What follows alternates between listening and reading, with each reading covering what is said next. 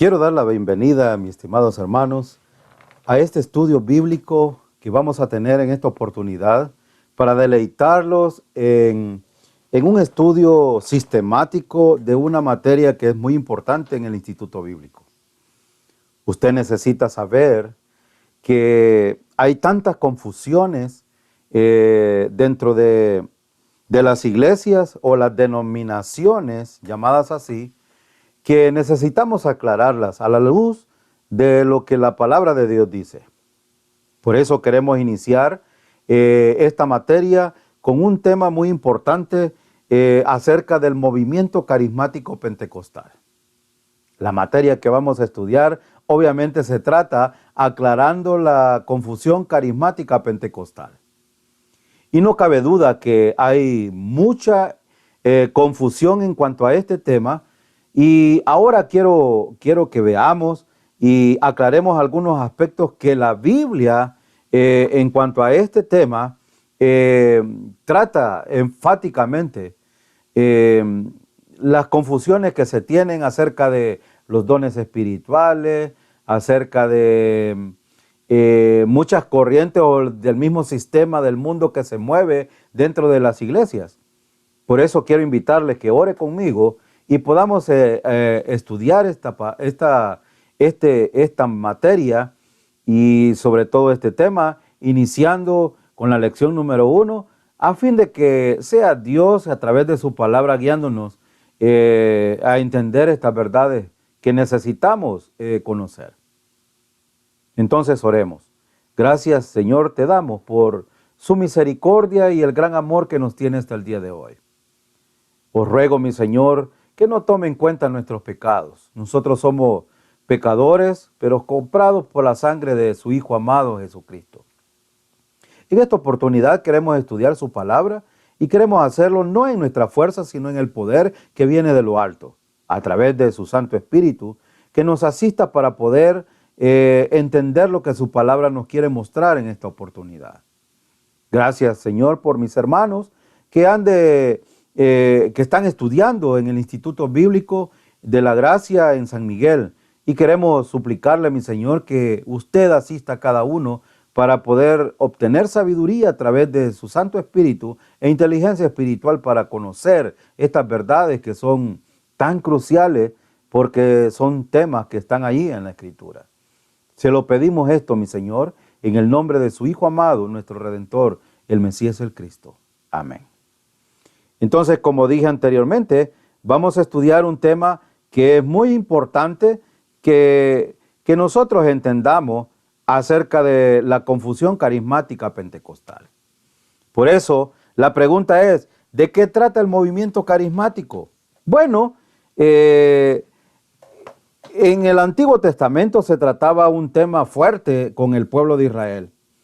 Y Amós escribió esto en el capítulo 8, en el versículo 11 y 12. Y dice, he aquí vienen días, dice Jehová el Señor, en los cuales enviaré hambre a la tierra, no hambre de pan, ni sed de agua, sino de oír la palabra de Jehová.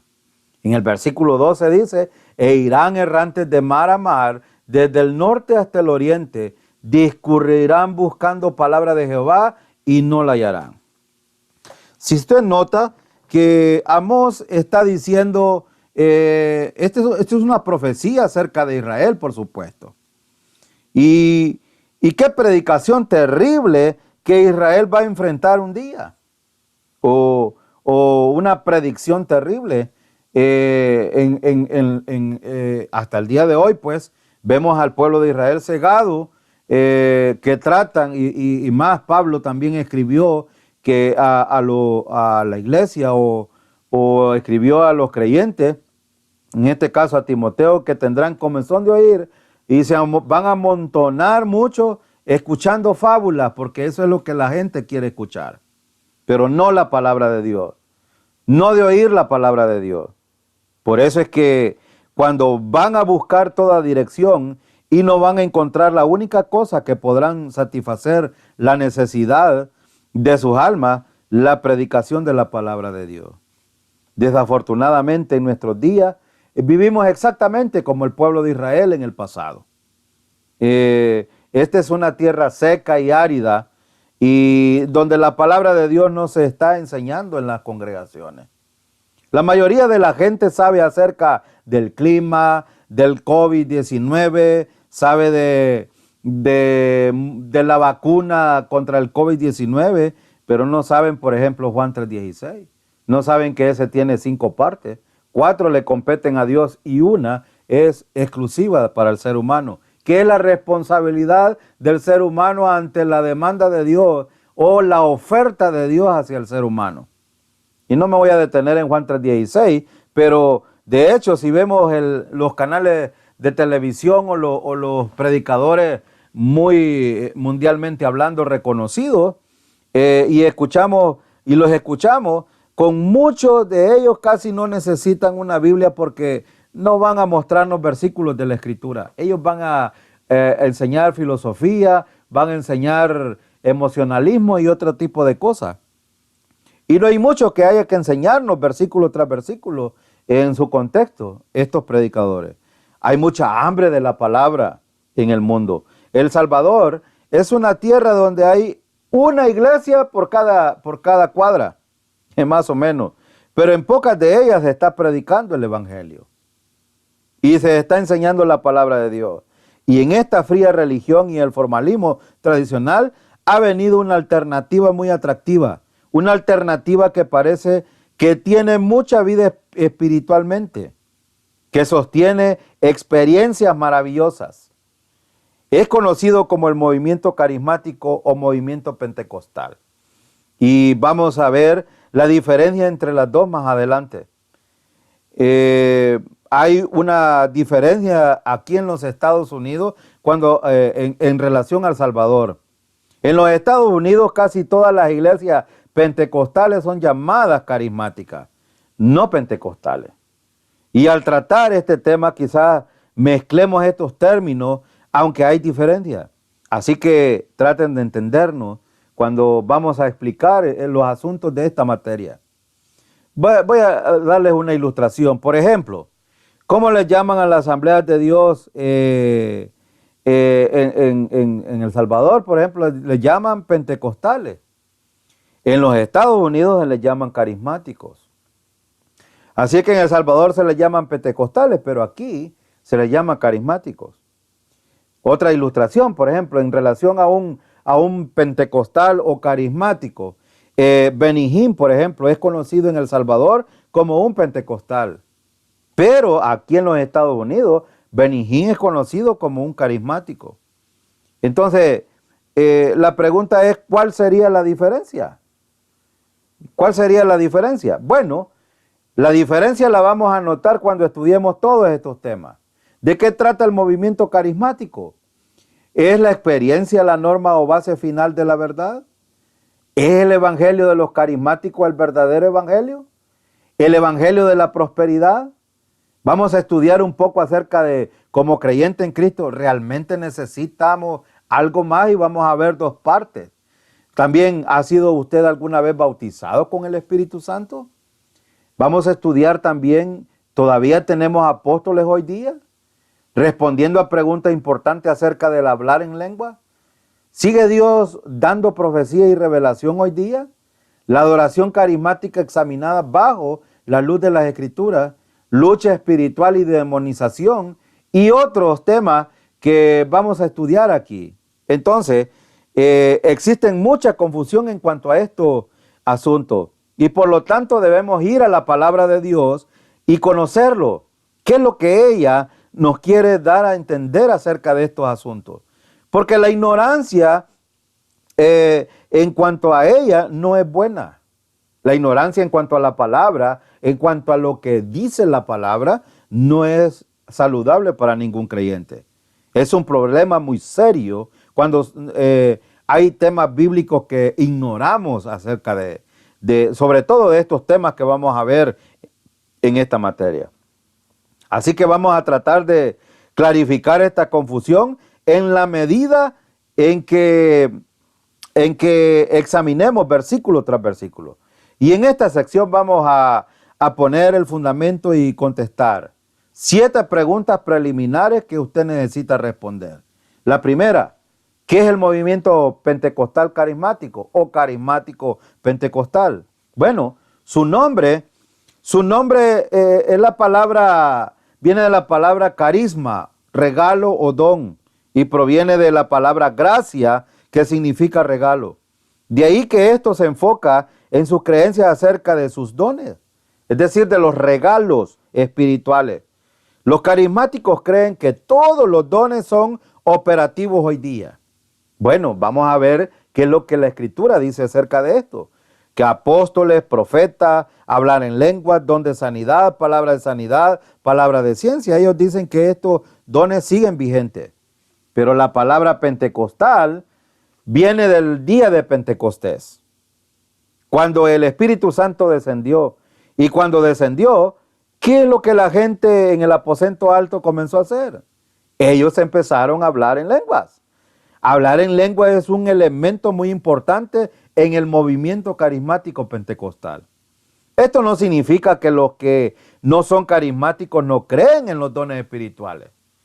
Yo creo en los dones espirituales, pero no creo que todos los dones espirituales estén vigentes hasta el día de hoy. Vamos a ver más adelante en la Escritura el por qué yo personalmente no lo creo. Entonces veamos su énfasis. Su énfasis está en la experiencia espiritual. En particular, el bautismo del Espíritu Santo con la evidencia de hablar en lengua. Los pentecostales creen normalmente que el bautismo del Espíritu Santo ocurre en un momento después de la salvación y que la evidencia es hablar en lengua. Algunas personas creen que las lenguas son los lenguajes de los ángeles y otros piensan que el Espíritu Santo,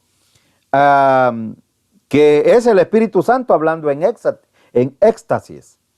Bueno, ¿han escuchado esto alguna vez ustedes? Yo lo he escuchado muchas veces. Aquí en los Estados Unidos es muy común.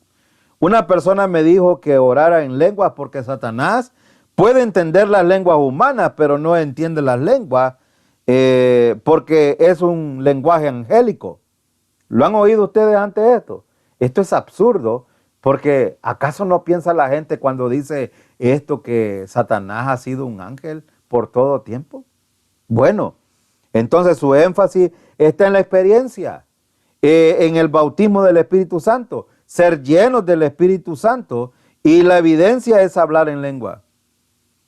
Una observación interesante de esto: normalmente los hombres profetizan más y las mujeres hablan más en lengua. Entonces veamos un poco acerca de su doctrina.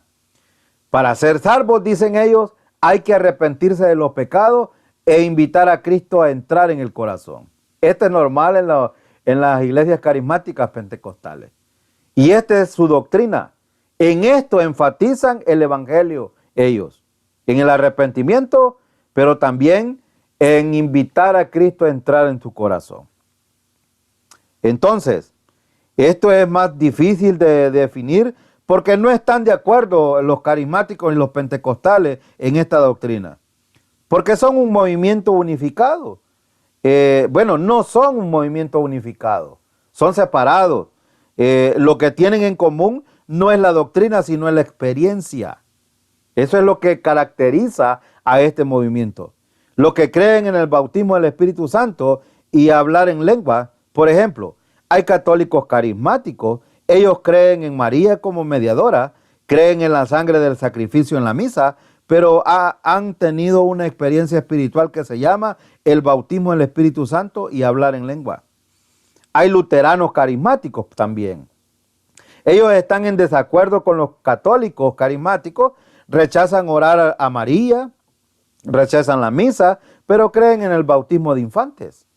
Pero han tenido el bautismo con el Espíritu Santo y la evidencia es hablar en lengua.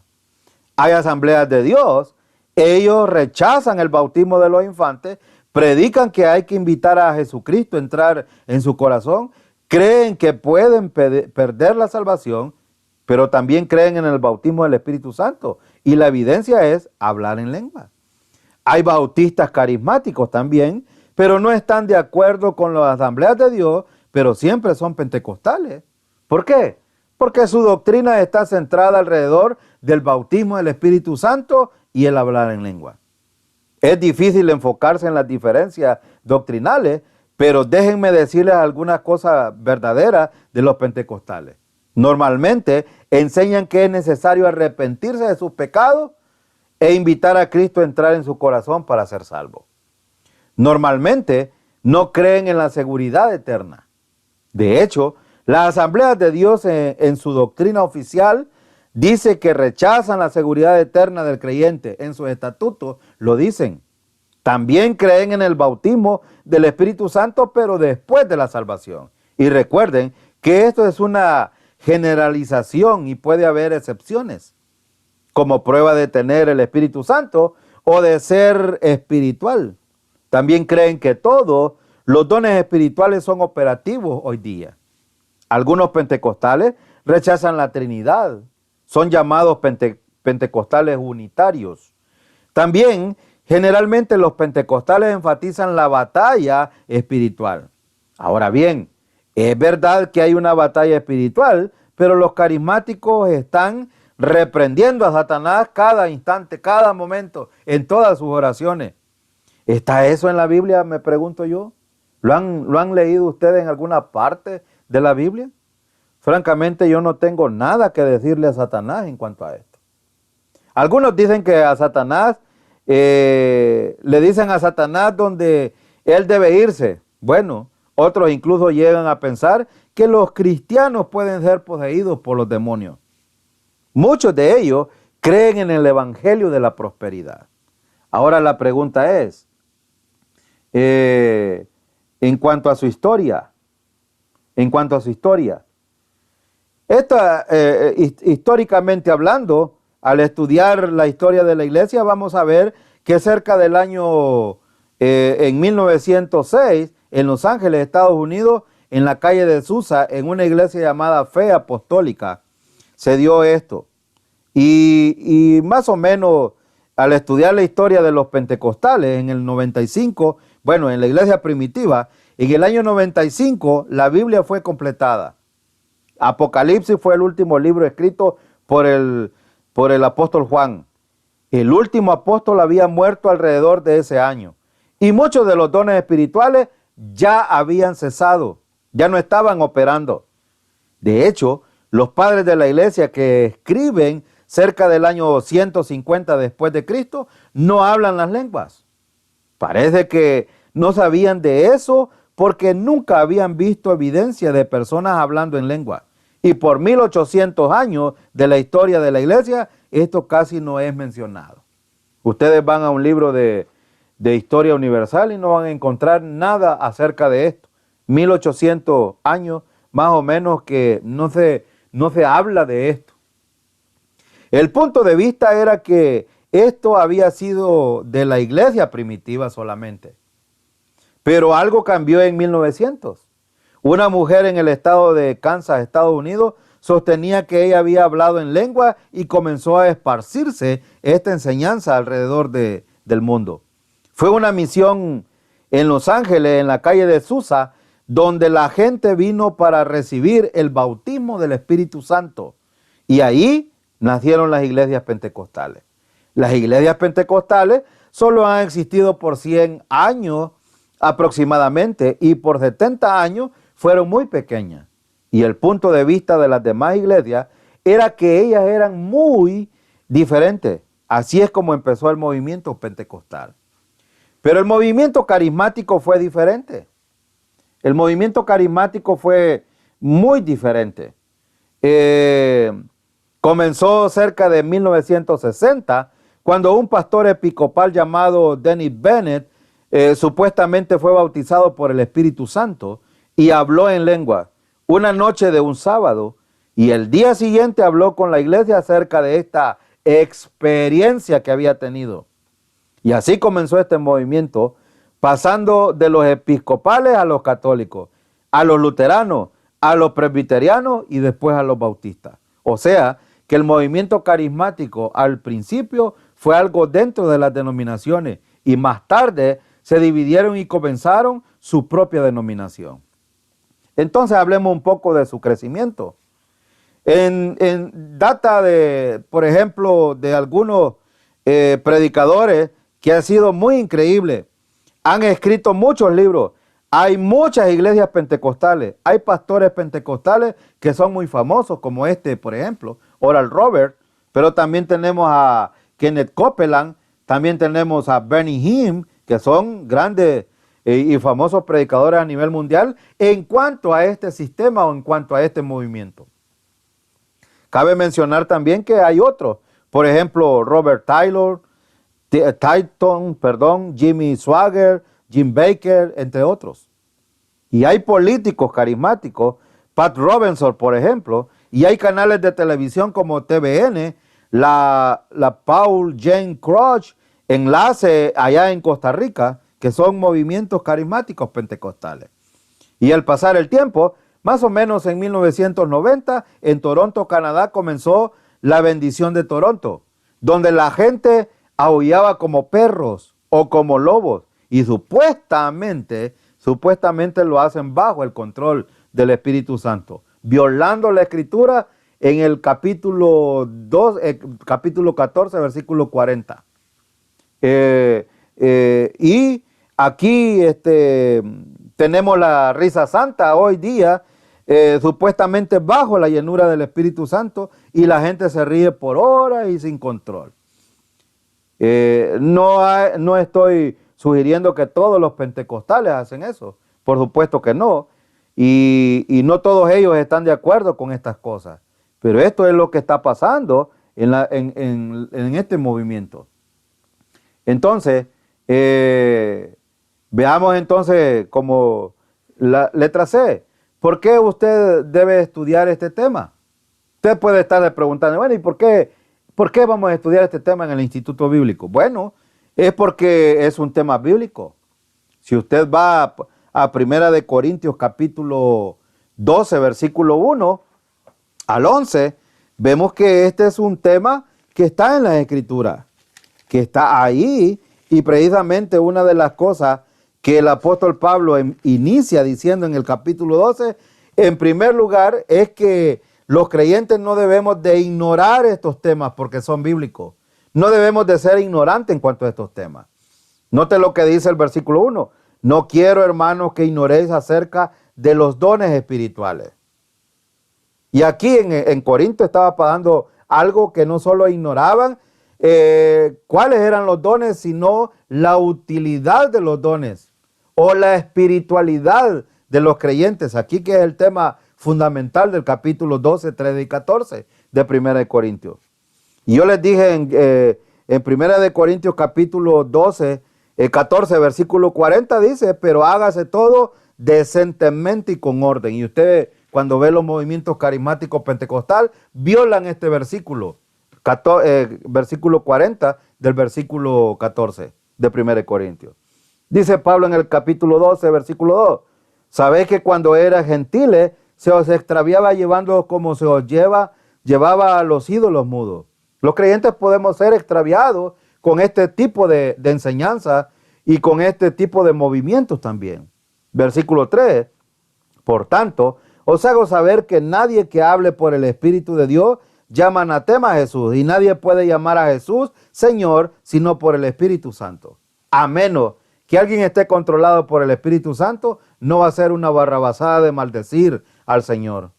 Versículo 4, ahora bien, hay diversidad de dones, pero el Espíritu es el mismo. Hay diversidad de ministerios, pero el Señor es el mismo. Hay diversidad de operaciones, pero Dios que hace todas las cosas en todo es el mismo. Pero a cada uno les da la manifestación del Espíritu para provecho. El Espíritu Santo ha sido colocado en el momento de la salvación en los creyentes precisamente para provecho, pero no para el provecho personal, sino para el provecho de los demás, para el bien común de la iglesia. Versículo 8, porque a este es dada por el Espíritu palabra de sabiduría, a otro palabra de ciencia según el mismo Espíritu, a otro fe por el mismo Espíritu, y a otros dones de sanidades por el mismo Espíritu, a otros el hacer milagros, a otros profecía, a otros discernimiento de espíritu, a otros diversos géneros de lengua y a otros interpretación de lengua.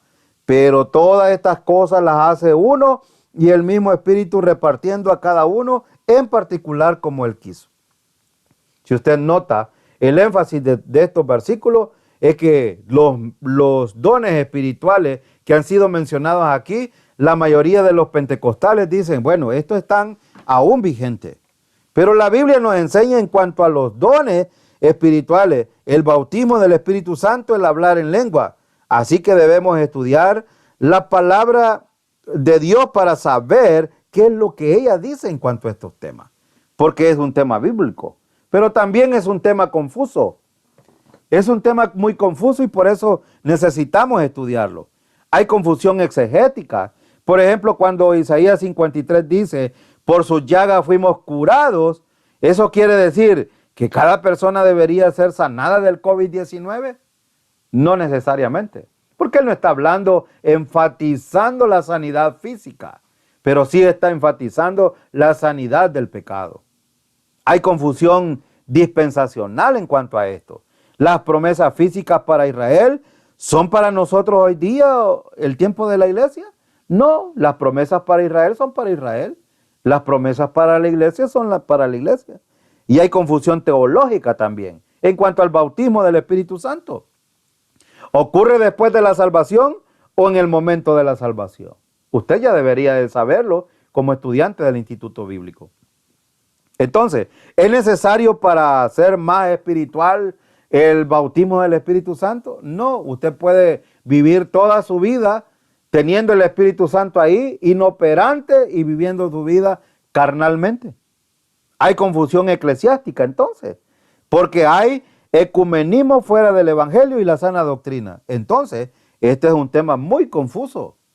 Entonces, pero también es un tema relevante. Es un tema relevante, ¿por qué?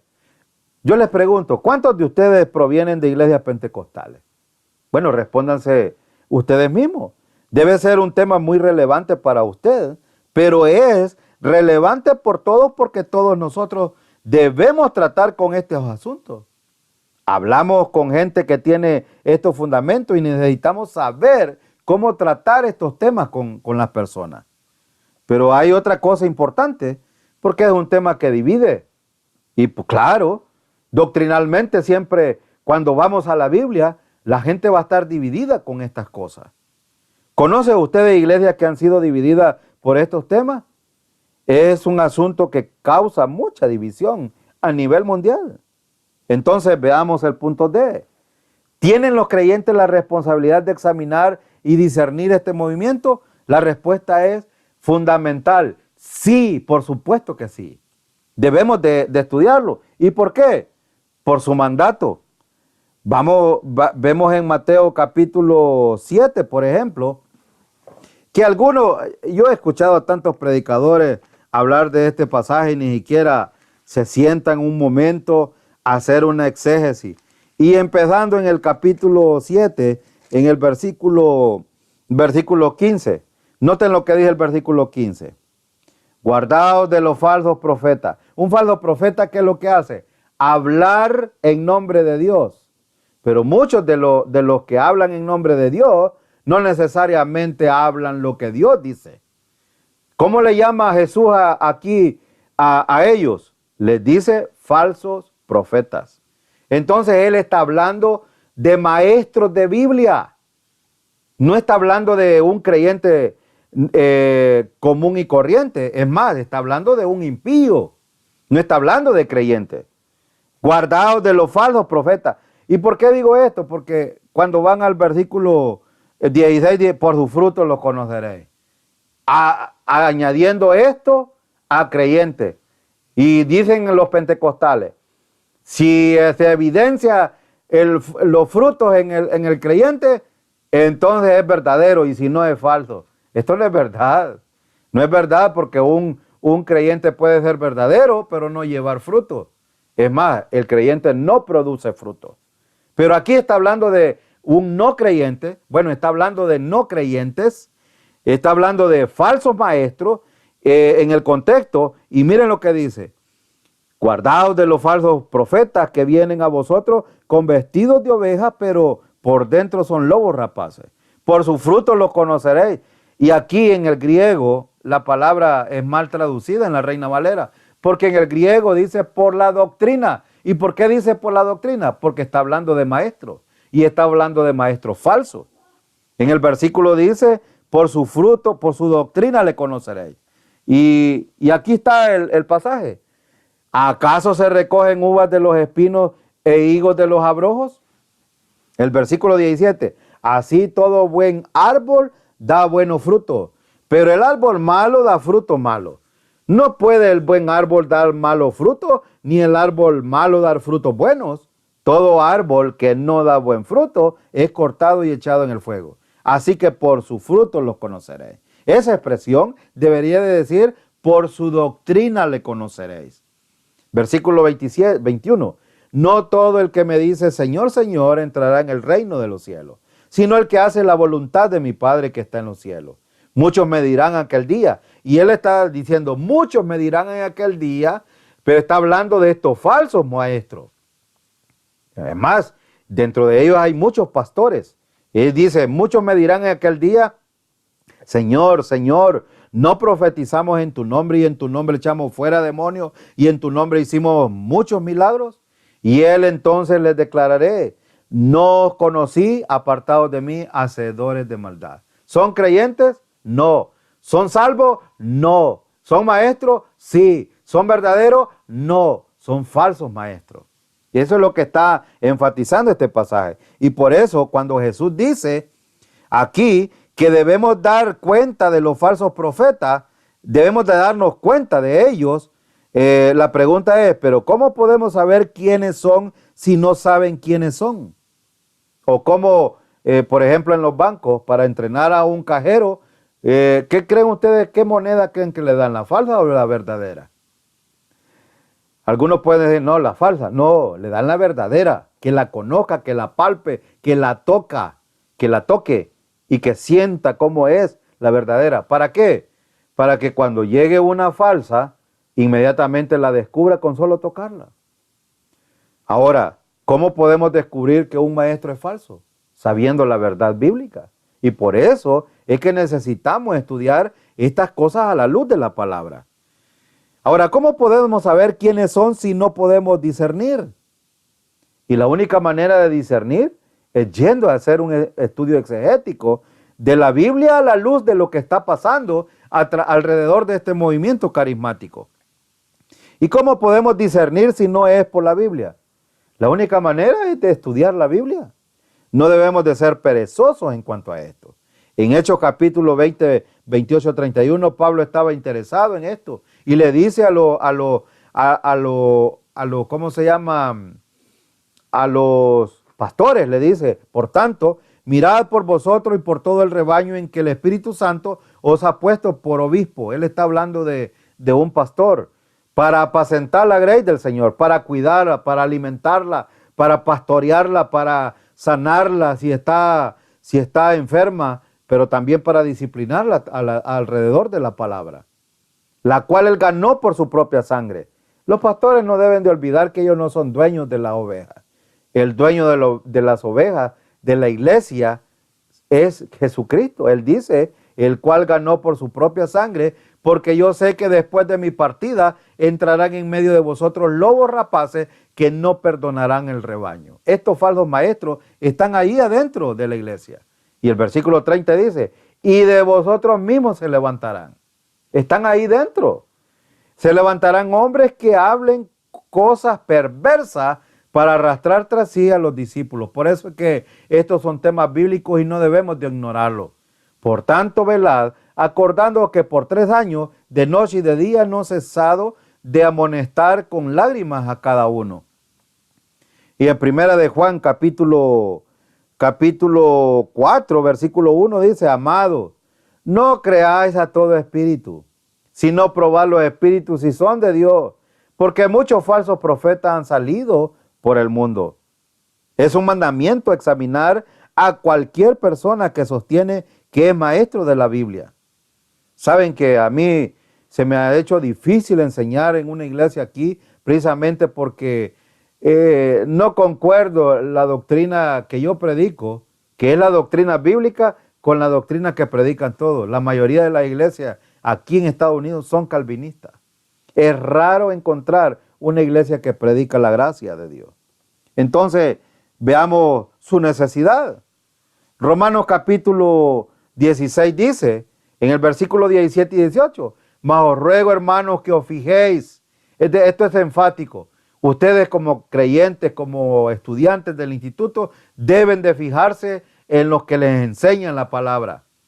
Y dice aquí, os fijéis en los que causan divisiones y tropiezos en contra de la doctrina. Esto debe de ser el énfasis.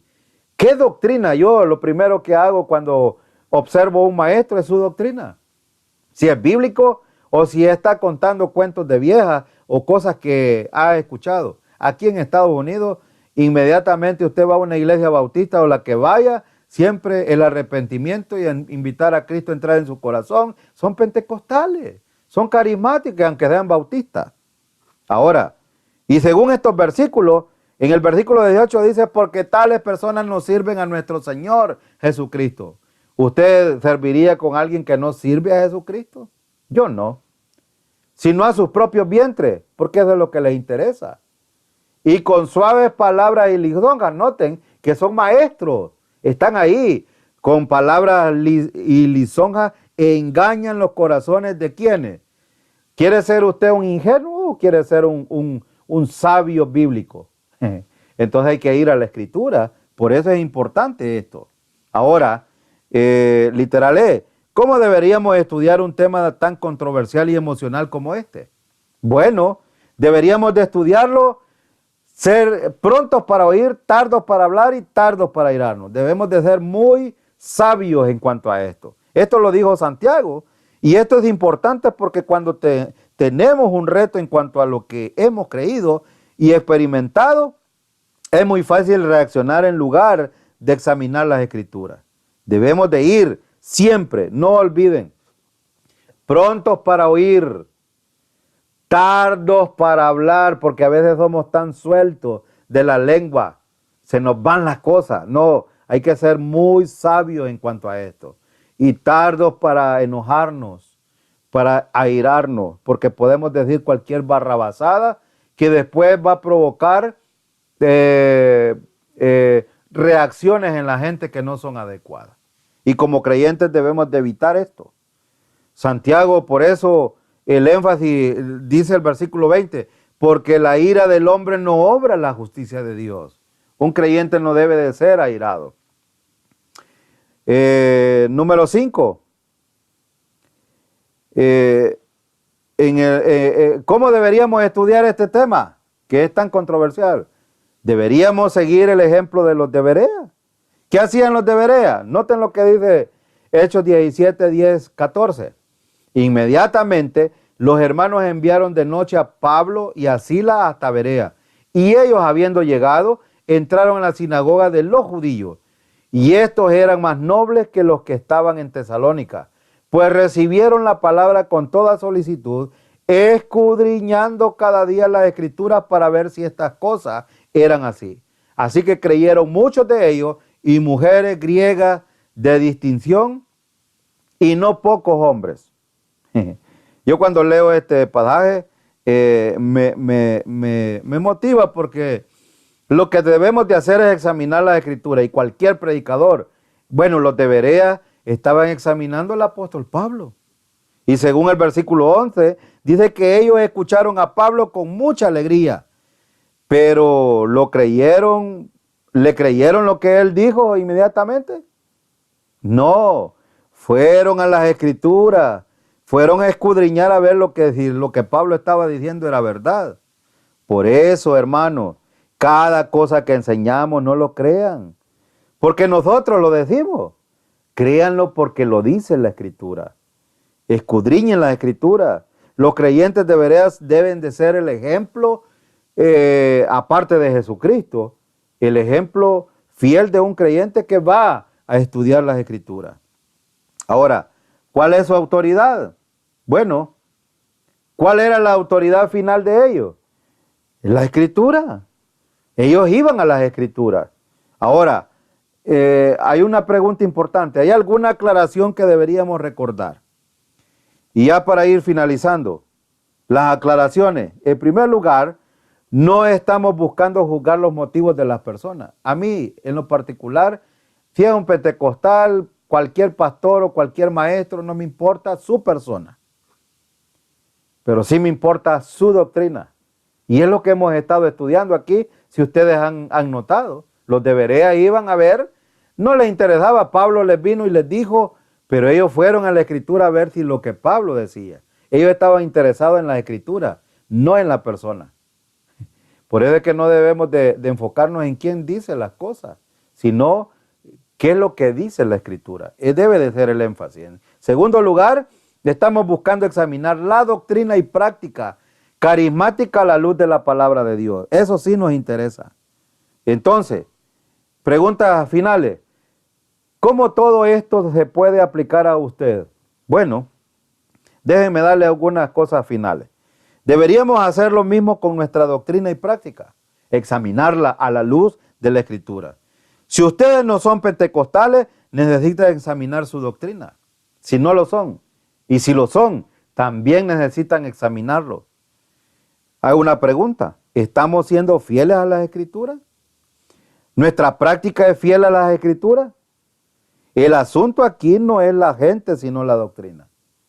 Y como resultado, vamos a hablar de los temas que tienen en su folleto, vez tras vez, en los temas que anteriormente al principio les presenté. Por eso es fundamental que el énfasis de este estudio debe de estar alrededor de la Escritura, examinando este movimiento carismático pentecostal a la luz de lo que la Escritura dice. Y en eso nos vamos a enfocar en esta materia. Oremos. Padre, queremos darle gracias por este tiempo que nos dio de estudiar su palabra. Oro, Señor, para que usted permita que cada uno de los que han escuchado esta enseñanza puedan tener la sabiduría y la inteligencia espiritual para entenderla, aplicarla a sus vidas en su cotidiano vivir. Oro por cada estudiante en el Instituto Bíblico de San Miguel, para que usted, Señor, sea obrando en las necesidades físicas y en las necesidades espirituales de mis hermanos. Bendícele, mi Señor, con sabiduría e inteligencia espiritual. Se lo suplico, Padre, en el nombre de Cristo Jesús. Amén.